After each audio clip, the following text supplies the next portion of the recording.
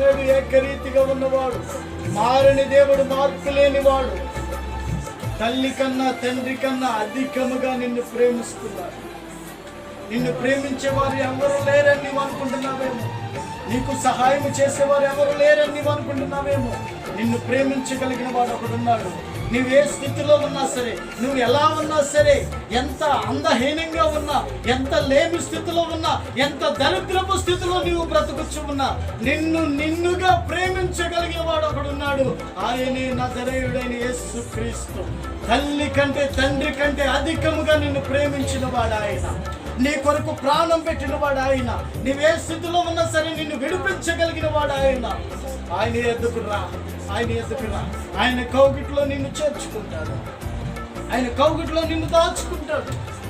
ఇదిగో తల్లిదండ్రులు నీ మీద కోపం వస్తే నిన్ను విడిచిపెడతారేమో, బంధువులు నీ మీద కోపం వస్తే నిన్ను విడిచిపెడతారేమో. నీవంటే పడని వారు అనేక మంది ఉన్నారు. నీవంటే పడక, నీ పద్ధతి నచ్చక విడిచిపెట్టిన వాళ్ళు అనేక మంది ఉన్నారు. నీవే స్థితిలో ఉన్నా, నువ్వు ఎలా బ్రతికినా సరే, నీ మీద కోపం వచ్చినా ఆ కోపాన్ని మాని నీ మీద వాత్సల్యాన్ని చూపిస్తూ ఉన్నాడు నా యేసయ్య. నీ ప్రాణాన్ని కాపాడుతున్నాడు నా యేసయ్య. ఎన్నో అపాయాలు ముంచుకొస్తున్నాయి, ఎన్నో మరణాలు ముంచుకొస్తున్నాయి. లోక వల్ల కులాలుగా మారిపోయినా నా దేవుని ప్రేమ మారదు. ఈ లోకంలో భూమి ఆకాశములు గతించొచ్చేమో గాని నా దేవుని మాటలు గతించవు. నా దేవుడు నిన్ను ప్రేమిస్తున్నాడు. నా ప్రియ సహోదరి సహోదరులారా, అప్పుల బాధలు తట్టుకోలేక చనిపోవాలని అనుకుంటున్నావు, భర్త సరిగ్గా చూడక ఏడుస్తూ ఉన్నావు, కట్టుకున్న వాళ్ళు ఆదరించక ఏడుస్తున్నావు, కన్న తల్లిదండ్రులు కూడా సహాయం చేయలేని స్థితిలో ఉంటే వారిని చూసి ఏడుస్తున్నావు. ఎలా బ్రతకాలో తెలవట్లేదు. కన్న బిడ్డలు త్రోసివేస్తున్నారు. నా దేవుడు నిన్ను త్రోసివేయడు. నా దేవుడు నిన్ను చేపట్టి నడిపిస్తాడు. నా దేవుడు నిన్ను చేపట్టుకుంటాడు.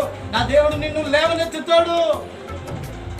ఆయన నీ కొరకు ప్రాణం పెట్టుకుంటాడు. నీ తండ్రి ఆయన ఆకాశ పక్షులను చూడండి, అవి ఎత్తవు, కొయ్యవు, కోట్లలో కూర్చుకునవు, కానీ పరలోకమందున్న మీ తండ్రి వాటిని పోషిస్తున్నాడు కనుక నిన్ను కూడా పోషిస్తాడు. దేవునికి స్తోత్రం కలుగును గాక. హల్లెలూయా, హల్లెలూయా, హల్లెలూయా. సింహపు పిల్లలు లేమి కలిగి ఆకలి కొని ఉంటే ఏమో కానీ యెహోవాను ఆశ్రయించి వారికి ఏ మేలు కొదువై ఉండదని వాగ్దానము చేసిన వాడు నా యేసయ్య.